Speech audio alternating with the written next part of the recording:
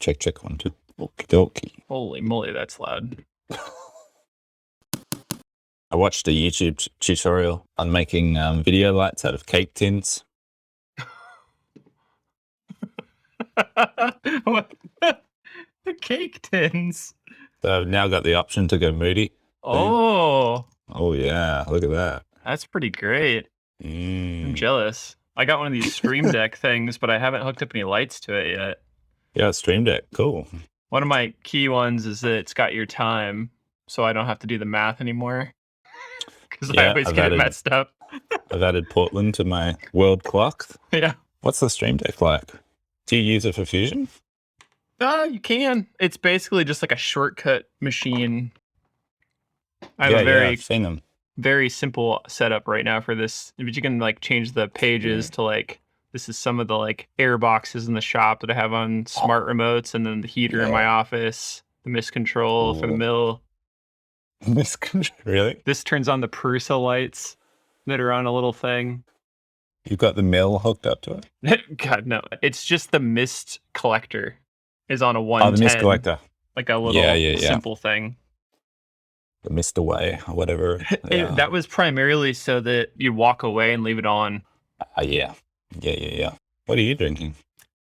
Oh, I've been trying to drink less like sugary stuff. So I've been trying this ginger ale, but it's got that like stevia stuff in it. Oh yeah. It's okay. It's got a little bit of flavor. I've already had enough coffee and it's like 1 o'clock, so I can't drink that anymore. How's your week? It's been all right.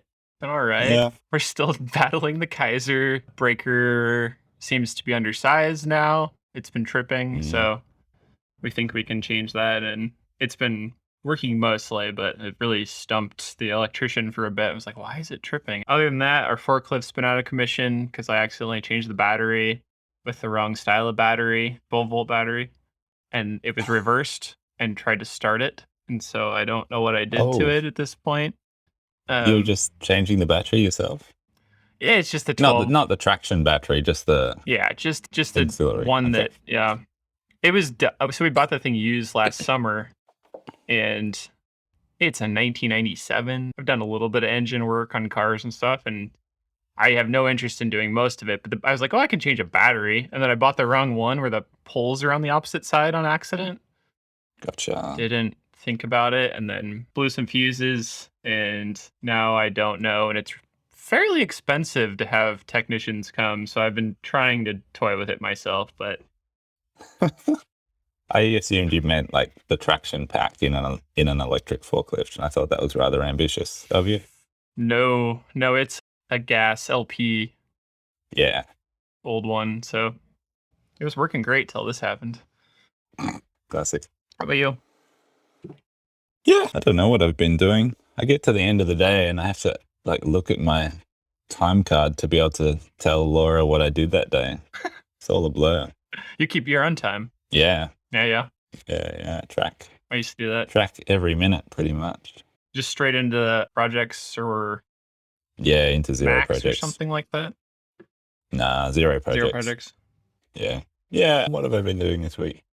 I've been detailing that job I told you about last week, the American oak tables that we're going to turn on the CNC. Oh, yeah. Getting closer. Haven't prepped the stock for that yet, so we're not ready to set up that janky thing again, but that'll be fun. Yeah. A bunch of quotes. Yeah, that's been decent. Got a solid 2 hours on the pencil sharpener yesterday morning and got the first automated double-sided part off the machine. Whoa. So that was a win. That's a big win. I was watching you were posting some good stories on that, and I was like, is he going to do it? And then I don't remember if I either missed it or you didn't show actually. I wasn't too conscientious on the stories yesterday. I just dropped in bits and pieces. But yeah, I guess it's a big deal. Like that was always the intention, to be able to machine both ends of a part and have it spit it out automatically. So it was a good win to get to that. And I only crashed it the hardest I've ever crashed it once. So, do anything, or what's crashing typically? That was both tools into both chucks simultaneously. Broke the tool then? Just a rapid, snapped the end clean off one of the thread mills. because I think they're just brazed on. Like it's Oh, sure. I think it's a carbide shank because they don't bend.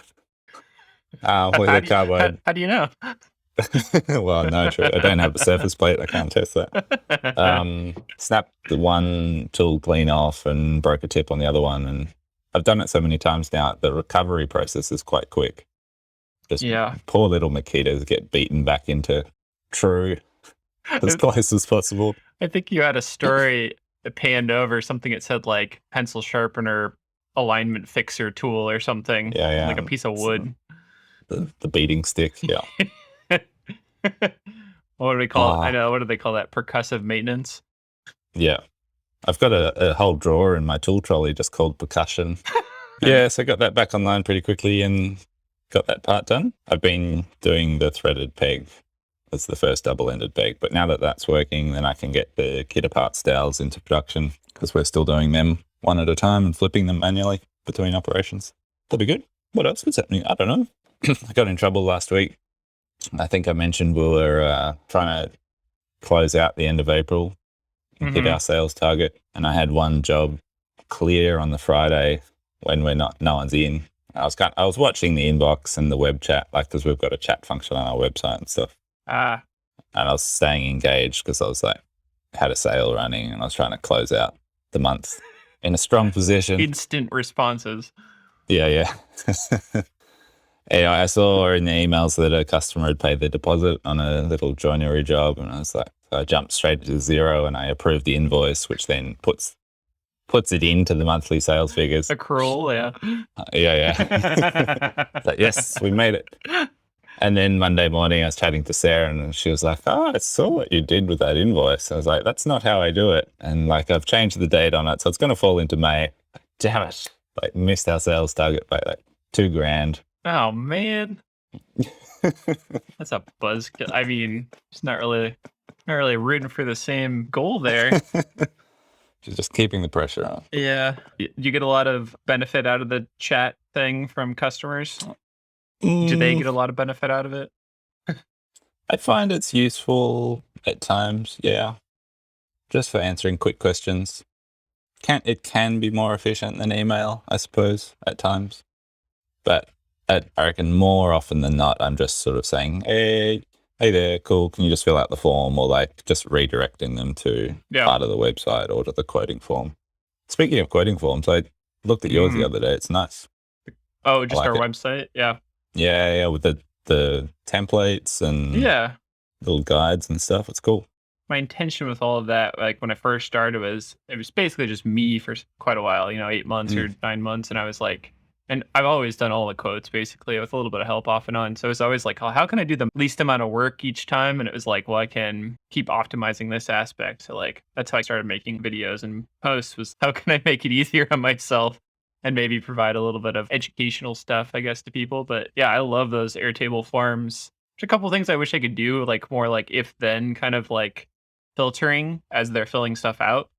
But yeah, you can kind of trick your way into that with the way they do the conditional stuff in the first place. They've added more if-then stuff recently, haven't they? Have you played with that much? Yeah. I don't know if I've played with it too extensively on the forums, but other places. Yeah. But we use those for so many things. Like even like internal processes. Like I have some that are for creating tasks. I just open up a page and it's got a task form and it goes into projects and stuff. I've literally always taken all of our inquiries through that one version of that Airtable form on our website. Yeah, right. Which is nice because it's always in the same base, somewhere. And I think it's a good qualifier for people to show that they're kind of interested, in real work rather than just throwing you files and they're not prepared or.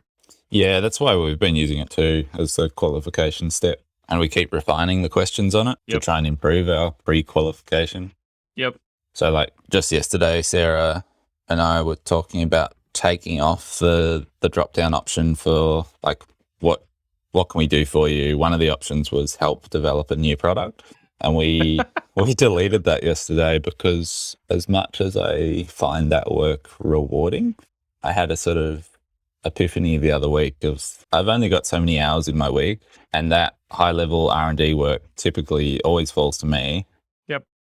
and say I've got, 8 hours a week where I can do that sort of work, I would much rather be doing that high level R&D on our business rather than on someone else's product. Yeah. Because at the end of the day, I can only charge so much per hour for doing that R&D work for someone else versus, developing a new product that could go on to sell really well or whatever it is. So that kind of tipped me over the line, because like a month ago, I was like, yeah, this is great doing this, product development for other people. We've got a lot of experience now. This is something we could potentially specialize in. And then, just had that realization that it's a finite resource.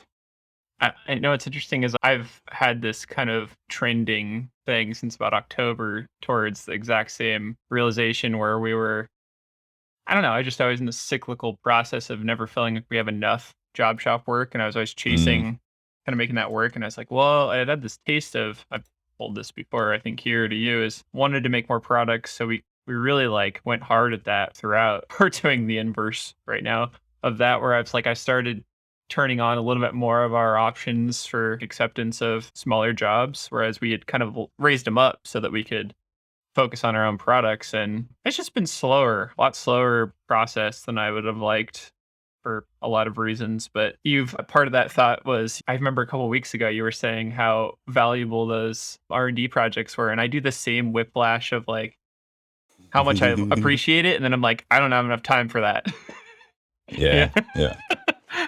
Yeah, I find I can only support maybe 2 or 3 clients at a time who are in that space. And any more than that, it's too much. Definitely. For the business to sort of be scalable, then that has to be a really limited part of it. I don't think we'll stop doing that sort of work. I just think we won't sort of promote the fact that we do it, and the people that will still do it for the people that find us and need that, and where the relationship's a good match and things like that. But yeah, I think that's the reason why I've left it on, because we get the inquiries through the farm of you want design services, and they only have an idea, not drawings. And those are tough to make work usually. It's hard to put enough budget on them. Yeah, that's exactly the thing. There's usually not enough budget. I think there's just kind of a scenario where if you already know what you need help with, you probably already have help in some way, or I don't know what it is. It's one of the things I still take them, because sometimes you do get the perfect job and I'd rather say, hey, sorry, we can't help right now,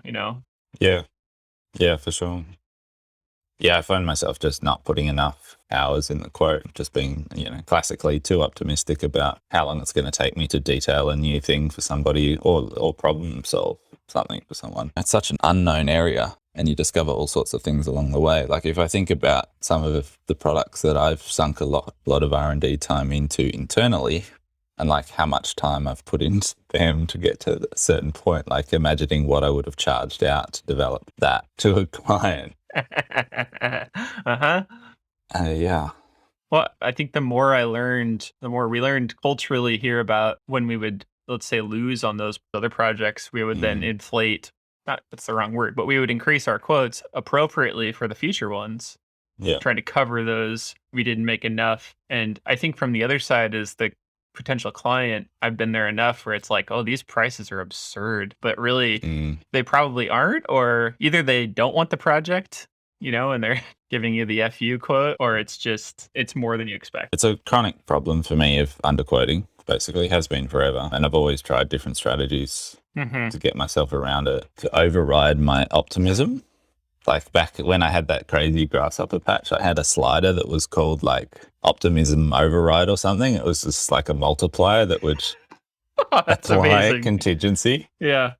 And so I've always tried to find ways to kind of cheat myself around it and just enforce that there will be enough time in quotes. And so I'm running into that problem again since we've rebuilt everything in Airtable, is that there's not that function at the moment. And designing a factor. Yeah. Yeah, and whilst I'm getting more confident at increasing our GP, because the way we quote at the moment, we kind of do all the raw costs and then decide what the gross profit percentage needs to be for that sort of work. Yeah. And then apply that. I'm getting more confident going, cool, yeah, no, I'll, put another 10% at the end. Yeah. Yep. But I'm still terrible at putting enough hours into the job. Yep. So I was trying to think the other day how I can sort of add something into Airtable that's happening behind the scenes that I'm not thinking about, that's kind of overriding my underestimates. sure. But I don't know. this makes me think, and I'm the same way. I never feel like I hit the perfect price for us and them. I think maybe that's just, unless you're a salesperson by heart. I had in my first couple of years of like, especially not having done any of this before, I had this, it's like maybe the first year, I was talking to my friend Seth, and he's not involved with this business, he's just a really smart guy. And he was saying, I don't know, maybe just make it simpler on yourself. Cause I was complaining about it's so hard to choose how many hours. Like I either don't get the job or I get it. And he's like, maybe make it simpler on yourself and just say, how much of a day is this going to take me?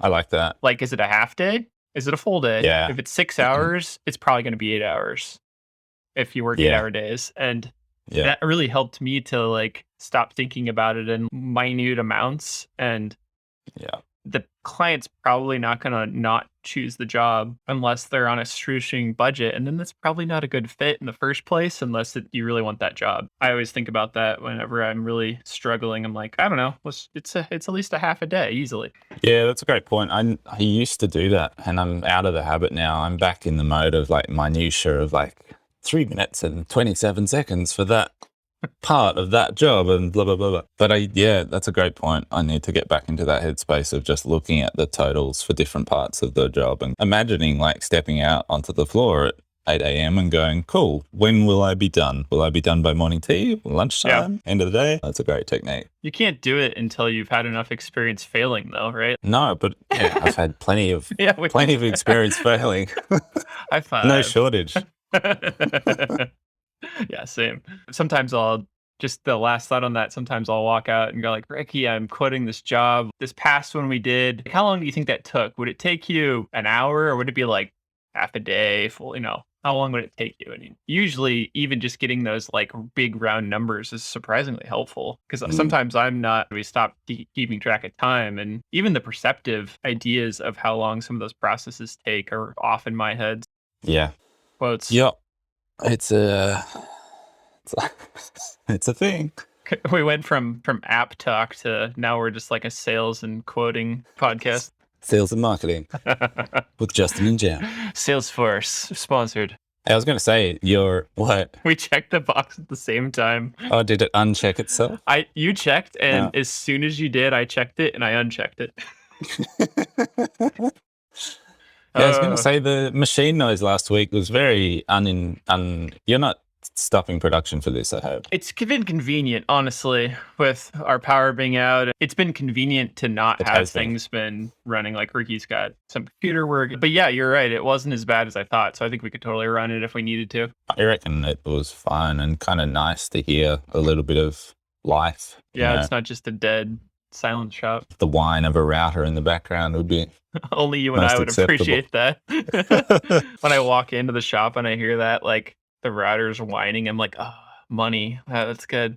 Well, I think your tool's rubbing in the background there, Justin. Just like might want to duck out and adjust the feed rate. Yeah, it's going a little high. Hey, how'd you go with the Poplar? I cut it last night before I left. I posted a little reel on Instagram, but it's exactly what you described. Every other layer on one direction is rough as hell and a little bit rougher on the top and bottom than I expected, but it wasn't too bad. Like, I think it's all serviceable. I think I probably had hopes that it would be closer to like a Baltic core, but it feels more like balsa. Have you ever cut that before? Oh, yeah. Yeah, it's really like balsa. Yeah. So I guess the question I have, since I haven't done anything with it since I cut it, was, does it sand up pretty well, like those edges? Yeah, it does. I just remember having to sand a long way in to get past the tear out. That's the only thing. Oh, yeah, you said like a millimeter or something, right? Yeah, like half a mil or something. We have an edge sander. Do you have an edge sander? Just got one, yeah. You just got one, sweet. Yeah, no, I remember it finishing quite nicely. Just very soft. Yeah. Like you can burn through it. Like it's easy enough to sand it off. It's just like you can go too far very quickly. Yeah, that is the problem with those things is they're so good at tearing through material. Yep, quite aggressive. Yeah, we've been using more and more hoop pine and enjoying it. So that's the Australian grown stock that we're replacing birch with. I think Baltic birch is more of an American expression. We just call it birch over here. But I think we're talking about the same stuff. Probably comes out of Russia. Yep. Yeah. Yeah. I don't know why that distinction. There must have at some point been another birch. Maybe. Well, we've used Finnish birch from Koskisen a bit in the past. That's lovely stuff. Like the best birch plywood I've ever seen or used by far. Like just really beautiful stuff. But our local supplier stopped importing it a couple of years ago, unfortunately. But during, I think it was 2017, when we were using a bit of that product and our importer MaxiPly was still bringing it in, Laura and I got a chance to visit the Koskisen mill in Finland. Oh, wow. And that was really cool. I'd never been in a timber processing plant that big. Seeing them take those logs and just like unroll them in a second, all the processes around it. But they had this cool, they kind of had two plants running. They had a plywood plant and a chipboard plant. And pretty much all the offcuts from the plywood processing got chipped and turned into chipboard. So it was kind of these two plants sort of interwoven into each other, and all the waste from one then created another product in the other. And really nice setup. It was pretty funny because Laura and I rocked up there. It was just the two of us. And we got, the Finns are hilarious. Like they're so wonderfully sort of formal and quiet that we rocked up in this boardroom and they had this whole like PowerPoint presentation ready for us if we were some big international company visiting, and like they had 4 staff and morning tea prepared, and like 4 people spent 2 hours with us giving us this PowerPoint presentation about the company and then this tour around the thing. It was quite funny, but really sweet and cool to see. If we were ever in a position to start importing our own plywood, I'd love to go back to them and get their stuff. I haven't heard about that. I've used apple ply before or heard of it. Like made basically in our backyard, like 50 miles south, maybe 100 miles. I had thought for the longest time that it was like all American made. It was like the red, white, and blue like plywood. And then I found out as prices, and this is before the big event of the Russian invasion, but that was always my backup plan if we had to, and prices on Baltic birch, basically imported stuff, was gone. And then I found out it's the same core. They just import the core parts and then assemble it here rather than the whole sheet and assembly getting imported at once. They glue it locally. Oh, all the veneers are glued locally. The veneers come in and then they're pressing the whole lot. It's a lot. It's an amazing product. You were talking about the best you've seen. To date, I've never seen a better assembly of plywood than apple ply, but it's also usually like almost double or triple the price. Usually double, and now it's just so wacky. I don't even know. That really threw me for a loop because I was like, oh, we'll just use apple ply. It's made down the road. So it is birch. Oh, it's soy glue. Yeah. Formaldehyde-free soy adhesive. Cool. Yep. Yeah, it's a really cool product. That's what the Poplar plywood we can get here is as well. That's soy adhesive. Same as this stuff we've been using. Yeah, cool. I noticed you've got a zero MDF policy on your website as well. Do you also do that? Yeah. Oh, wow. You're the only other person I've ever heard do that. Oh, really? Yeah. Yeah, we turned off MDF maybe two years ago or something. Just in an end of year staff meeting, we're like, how much work are we actually doing in it? Not that much. What would happen if we turned it off? Yeah, let's do it. Was there another reason other than, or reasons for it, I guess? Just health. Yep. It's just gross. You know? Same. Yeah. Yeah. We still use it for our sacrificial sheet. Same. Yeah. I don't know of a replacement for that. I know. I've tried to do research. I would like to try the HDPE version of that. Whoa. We do like a really, thick sheet of HDPE and you perforate it thousands of holes. We're back to the whole sheets. And then, you deck it beautifully flat and then you're just skimming into it. Yeah. By, 0.05 or something. Interesting. But it's quite a commitment. Yeah. To trial that system, so we've never gone down that path. So we're still running MDF for sacrificial. That Poplar ply is so light core, maybe it's porous enough. Yeah, so my story about MDF, it's either people just are like, oh, okay, that's fine, or they're like, what are you talking about? This is the only thing I get, have stuff made out of. My story of it was nobody ever told me about what it was in school, and we'd make a lot of models. Dust collection was basically non-existent in this tiny room I used a router in. So we'd make topo models of a site for school, an architecture school, and I'd just be in there. What models? Topographic, like TOPO. Oh, topographic, yep. Topo. Yeah. I'd just be in there watching this ancient machine run because it could start on fire easily every once in a while. And just breathing it And I had a sore throat / cough for a solid year. Like, it just did not go away. And it took me a while to figure out what that was about. Especially after that, I kind of learned more and more that, I mean, from my understanding, like, the dust is so fine, it goes straight through filters. You can't remove it really from the air once it's in the air. It's just never been worth it to me. And people really appreciate that. I think the work here. So other people want to do it. That's great. But it's just never been a thing we've done. Yeah, cool. So you haven't done it from the start? I did like one prototype for somebody out of it, and that was about it. Yeah, like maybe the first couple jobs. Yeah. Yeah, it's interesting, isn't it? I have broken my own rule once in the last 2 years for a job that called for black Velcro mat, I think is the product. It's like outdoor stuff? Outdoor MDF? It's just, that fully stained product. I think the European name is Velcro mat or something. We call it For's color here, but it's basically a full color MDF. Anyway, we're doing this job, cutting this big world map, and it was supposed to be in paper rock, which is like an HBL solid high pressure laminate product. Yep. But then the spec changed, and it just happened. In that instance, broke my own rule because I was like, this is actually the best product for this job. Cool, we'll run it. It makes sense. That is the downside, is you run into this problem all the time of, especially if you want to make a large 3D thing, and you need contiguous, layered material, there's not a lot of options. Foams. There's foams, yeah. Yeah, I've never really played with foam. I'm on the Velcro mat website, and they say Velcro mat is not MDF. It is an evolution of the MDF. Nice. Yes, good luck with that marketing.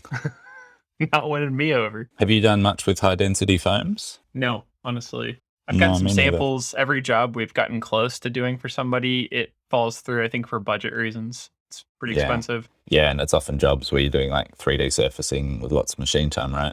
Yeah. Yeah. Yeah. We had a RFQ for like a mold. It was like our full CNC bed of 3D surfacing. And their budget wasn't even enough to cover the foam. Yeah. And I was like, Yeah.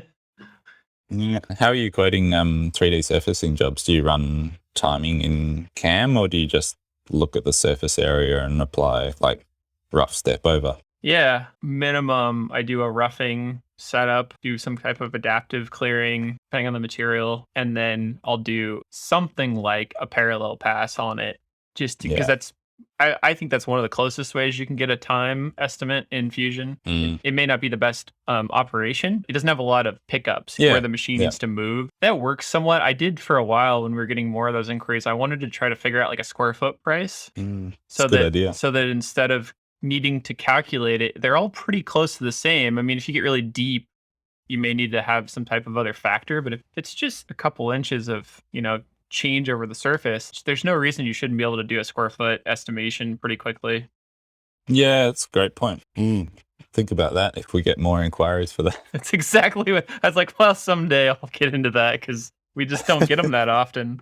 I'm curious about you said last week that you take Fridays off for like butter, and I immediately wrote that down to talk about. I think I've heard some story, like a news story that was like, it was either New Zealand or Australian company that had chosen to do that years ago. And it was like an American is like, what do you mean? Like, you can take a day off?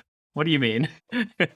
Yeah, so we have been doing a 4-day work week since 2016, I think. 2017 maybe. And look, that statement has a lot of disclaimers around it, because until I had children, I was working a 6 or 7 day a week. Yeah. But as a company, we've been doing a 4-day work week since around then. And it kind of happened by accident, because it was around the time where I was like, I need someone to help me with the admin. I'm doing everything. I'm on the tools. I'm doing all the quotes. This is unsustainable, working, 6 or 7 days a week. It's like, cool, let's get a business manager. And that was 2016 was when we hired Sarah. And Sarah came in from a completely different industry. And we were like, yes, you're fantastic. We want you for the job. Oh, we can't afford you for 5 days a week. And she was like, oh, well, why don't I'll just work 4 days. I was like, okay, cool. We can afford you for 4 days. Let's do that. Then, very quickly, because everyone in production was working 5 days and she was doing 4 days. And very quickly it was like, oh, this is kind of tricky to make this work because, Sarah's not here on Fridays. It's like, why don't we look at doing a 4-day week? and most people were into it. And yeah, there was a transitionary period where like some people were still doing 5. And anyway, it basically just evolved over a number of years to the point where the website said, yep, we're closed on Fridays, or Fridays became closed to the public at least. And then, yeah, it became more and more formal over time. And now it's definitely a thing. And it's interesting it comes up in conversation because it's come into question a little bit lately. Because when I started receiving business coaching, they were like, what are you doing? Like, how can you squander 20% of your revenue potentially? That much of your potential production time, and like you've got machines sitting there 3 days a week doing nothing. I was like, all right, I'll just try and prove you wrong. But yeah, it does come up. And like even just lately running our numbers, we're like, yes, we need more production hours in the week. How do we achieve that? And so few people have been doing full-time hours in 4 days or full-time hours in 4.5 days, coming in Friday morning. So these, there's all sorts of little things happening around that. It's not a strict 4-day only week. But during the pandemic, or like the heat of the pandemic, it was last winter, I think, or maybe the winter before, we're like, hey guys, we need to up our production hours. Is anyone interested in going full time and doing like 5 days in 4? Because that's a model that a lot of businesses use when they're doing a 4-day week. And most of the team were like, yeah, cool, we'll give it a go. And we did a 6-week trial of doing 5 in 4. And pretty much everyone by the end of the 6 weeks was just like, no thanks.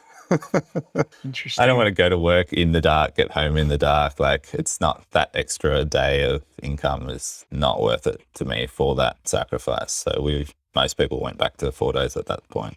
I would assume, but things are different. Is this 8 hours a day that's considered full normally for you? Yeah, 7.6. Yep. 7.6. Why is it 7.6? I don't know, because a 38-hour week is considered full-time for manufacturing in Australia. Oh. And yeah, I mean, I'm quite attached to the idea conceptually. Yeah. Like, I like the idea that our staff have a weekday to go off and do stuff, go to the doctor, go to the bank, do all that life stuff.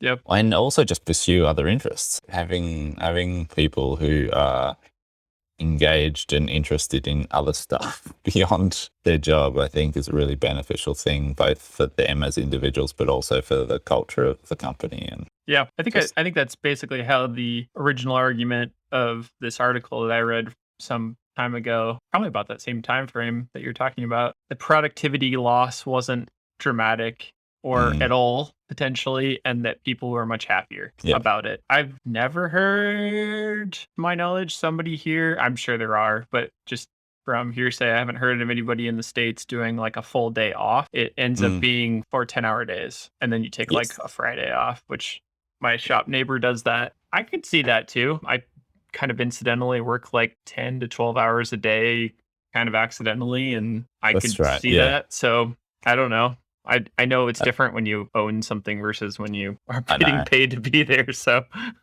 that's right. I do the same thing. I do roughly a sort of 38 to 40 hour week when everything's under control in 4 days. And I find that quite comfortable. But yeah, as you said, it's different. Yeah. Yeah. Wow. What are your hours? Oh, it changes all the time. Kind of changes by the staff we have. Like I mentioned, we're pretty slim at the moment. So I have been getting up earlier and earlier. Maybe you've been influencing me.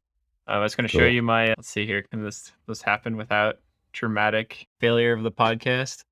Can you see that? Oh, screen share. Wow. Workflowing.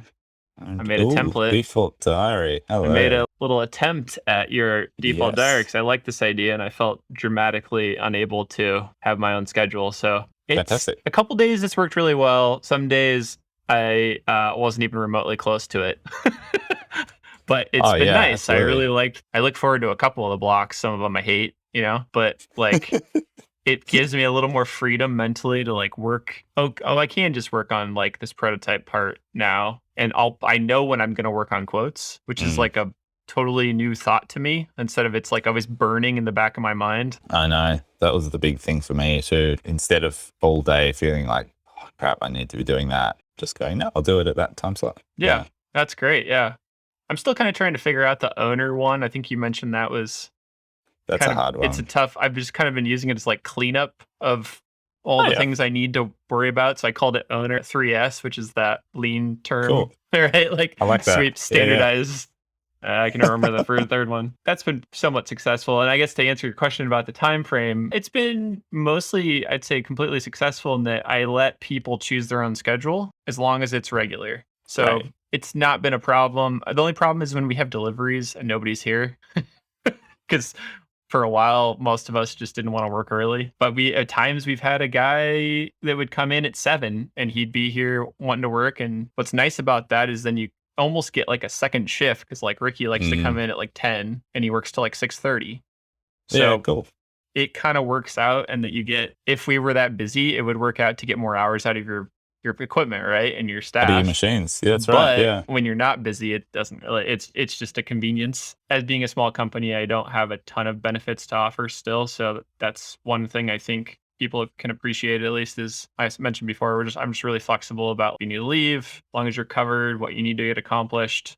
Somebody Yeah. else, then yeah, whatever works. That's cool. Yeah. I think that's where I see if it becomes a problem in future that we're still just doing 4 days, then I see people still doing a 4-day contract, but split them over the week so that we're so the machines are running every day. If we need that capacity, then that's the easiest way to get it in my mind. For sure. Yeah. Well, the thing we found challenging in the past around that was we used to have a much more split week. So we'd have people who were only in on certain days or only did 3 days or 2 days. And the communication breakdown was really challenging of just like not having everyone in on the same day, on the same schedule. It's so much easier to communicate effectively versus like, oh, have you been told this about this job, or not knowing who knows what. But now that we've got a much better sort of internal ERP effectively with Airtable, I think that would be less of a challenge these days. But it's still hard though. We had an employee that worked only a couple days a week, and they were always somewhat challenged by how long it had been since they'd worked. Basically, they'd bash those 2 days, and we would always have a lot of stuff for them to work on when they got there. So there was never a catch up period. It was just always like, jump in. Yeah, it doesn't work great. Regularity's nice. Here's a pile. There's the sander and a pile of parts. Go. Yeah. Oh, it's more design 6 fixtures real quick, get them made by tomorrow. Yeah, that's tricky. One of our guys, Josh, has gone back to study this semester, and he's in that detailing role in Fusion. And so he's just here 2 days a week at the moment. And he drops in, and it's just, there's a pile of jobs to detail. Yeah. But he's doing really well. He's learning a lot and smashing through it. So it's cool. Yeah. You have Jim and Jay try Quotient and the results are in, and I'm curious to hear what the results are. Well, when I wrote that, the results were in and it was off the table. We'd scrapped it. Interesting. We'd had a few days of excitement. I was like, oh, this is good. Yeah. And then we tried some of the connections and we're like, we can't feed the data into it that we want to get into it out of Airtable. So we quote in Airtable, and then we want all of that data to automatically feed into a quote. And the input webhooks, as they're called, are not particularly advanced. Yeah. The outputs look really strong. So getting stuff out of it into Xero or other platforms should be fine. Anyway, so we basically canned it. And then Jay did another sort of 48 hours of research into other options in that space, because we're trying to avoid building our own, basically doubling up. And then Jay and I had a sit down yesterday and ran through all the options that they'd researched and basically swung full circle back to Quotient. And interesting. Like, cool. Okay, let's give it another go. Let's do a full trial, like connecting it to all the bits that it needs to be connected to. And it's not going to be as automatic as we'd hoped. But we both of us keep coming back to your comment of like how much customers love it. And we can see from what we've fiddled with that it would be such a nice client-facing interface.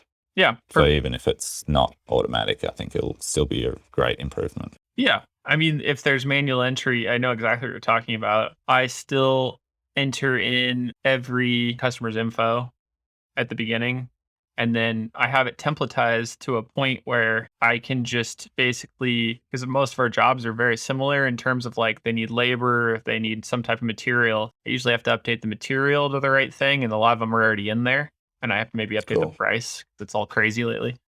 And then you enter in the amount of hours and maybe whatever custom detail about that job. And maybe yours is similar enough that unless you've got the perfect system, I think maybe like your Airtable, I'm always going to be making something custom on every quote. Like they're never the same. Sometimes we get repeat jobs and I can just copy the old quote and update a couple things. That's nice.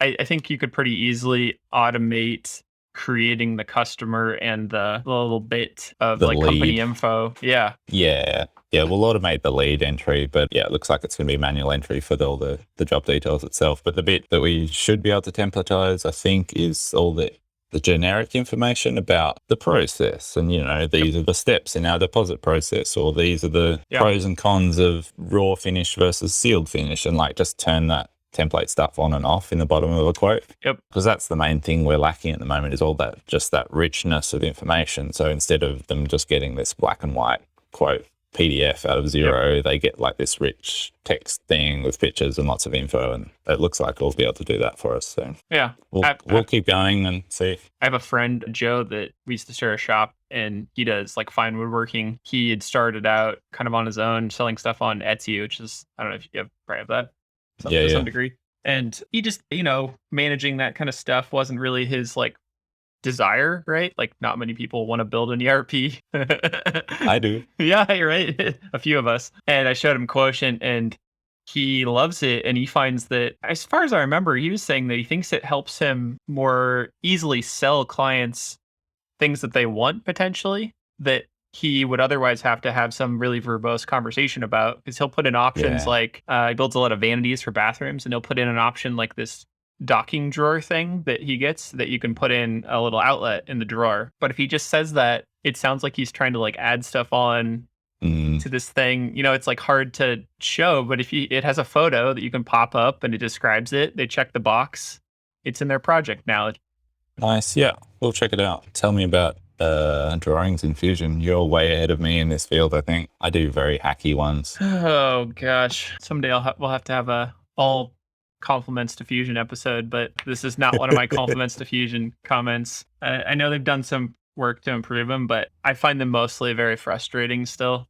And there have been some new stuff that I like. I really like ever since we started doing products, the revision table thing kind of came out perfectly last month, where now you can track those things, especially when you're sending out quote requests and other companies have them make stuff for you. It's really nice to be able to like say this exact thing changed, and you can call it out and put it in the table.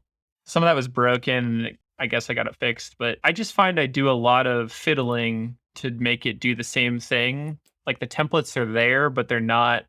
You can't save most of the things you really want to save, in my opinion. Like, I want the drawings to always have a title. You don't have titles, and you got to like custom make those every time.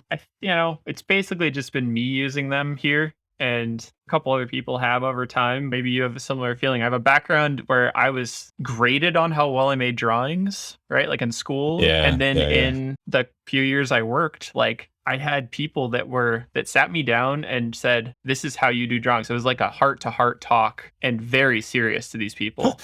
Like, you only put your dimensions in this space so that they never get cut off by the printer. You know, it's like all this stuff. And it's painful to me in a certain sense because I can't put that kind of nice detail into it. And it was very important to me at one time. Right. Yeah. Okay. Yeah. That's my take on it. Yeah, I think I've always been a bit rebellious with that stuff. Yes, I was trained in drawing conventions, but I think I rejected them pretty early on. And the first sort of industry job I had, it was all about speed and getting like drawings and renders out as fast as possible. And it became more important to ensure that things were communicated clearly. Sure. Convention was less important. It was more about, yes, are the key dimensions there? Yes or no? Great, cool.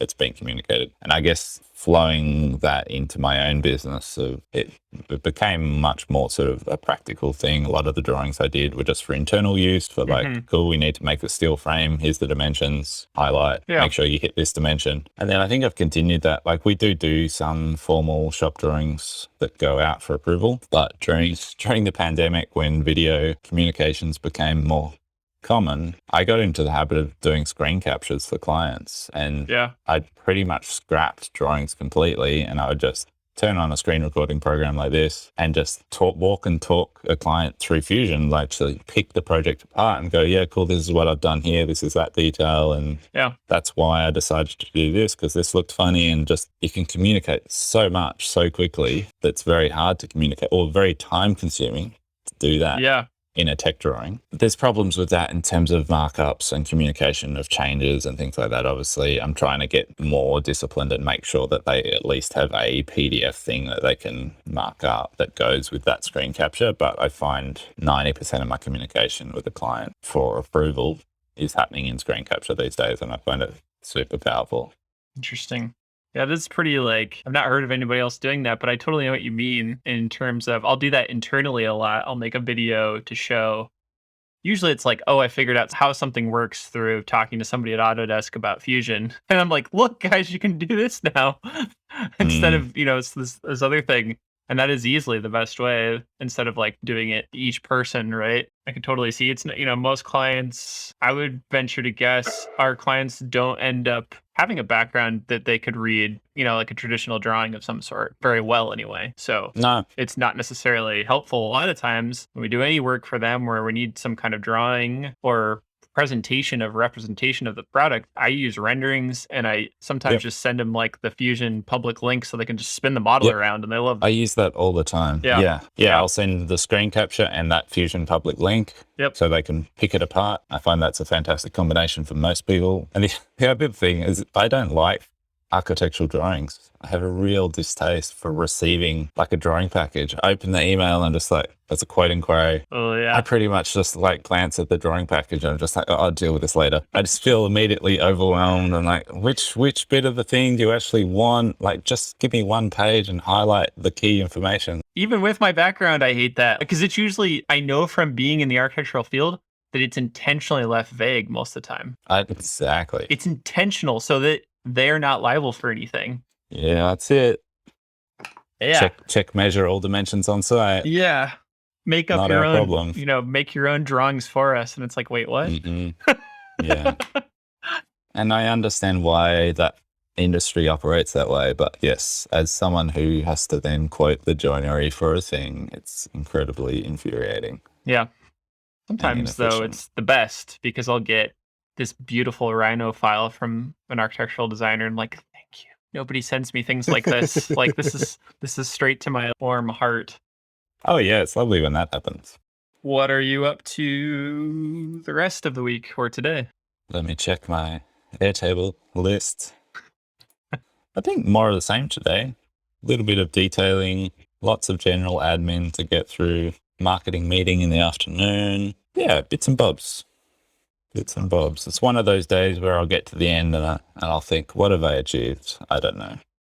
But I was busy. And I got in at 5:30 a.m., so I must have got something done right. That's the worst. Sometimes, I think we've maybe chatted about that before, but some of those days where I'm just like the last couple of days, I've just been making drawings and exporting DXF for like laser cutting bending projects. And I get to the end of the day, I'm like, what did I do? Like, it's not anything I can see. Nobody's working on a new thing. And sometimes I just have to sometimes I just pick up a broom. I'm like, I got to sweep something. Feels good to do that. Hey, yeah. Yeah, my equivalent to that is like jumping on the forklift and just moving some packs of material around to like clear the workshop floor. Yes. Yeah, if our shop was bigger, I'd probably be spinning around on it if it worked more. That's my trend line is, if it worked, I'd be using it. I do have to say, though, from bitching about my air compressor installation, that thing is such dry air now. We don't have any moisture on our airlines anymore. And it also runs for like 45 seconds at a time and then it's off. Like, it used to be like minutes. It's crazy different. Great. Awesome. Did you not have a dryer previously? No, we lived by putting a lot of those water separators all over the place. Yeah, okay. Which was kind of stupid. I should have done something better a long time ago, but it's over now. How's the surface taper of your spindle? Is it rust free? Yeah, surprisingly. Yeah, cool. I mean, I have we had a couple machine whole system separators in the back by the old compressor, and then at each machine there was at least 1 to 3 filters. Like, legitimately, there's like 2 or 3 on one machine. Cool. Yeah. Yeah, when we installed the dryer, I never ever found moisture in one of those filters ever again. It's It's so wild. game changer. Yeah. It sounds like a little like refrigerator, like a dorm fridge Yep. running. I guess we better wrap it up. Keep this thing in check. Huh? For sure. I'm going to attempt to fix a forklift. Yeah, good luck with that. I don't know. Either that or I'm going to call somebody and pay a lot of money because I did a stupid thing. But yes, I guess if I was Saunders, I'd ask, where is your time valuable? I've been thinking about that too. It is, to my knowledge, other than our lawyer, it is the most costly thing we can hire out. Somebody to repair our to work on our forklift. And that blows my mind. I'm like kind of pissed about it, especially because I was the one to make the mistake about it. So yeah, it's frustrating. No, I have the same thought, but I also don't have like a ton of paying work right now. So yeah, gotta get it done. Spend more time than I need to. Okay. Cool. Good luck. Good week. Yeah. See you, man. Thanks, man. Bye. Bloop.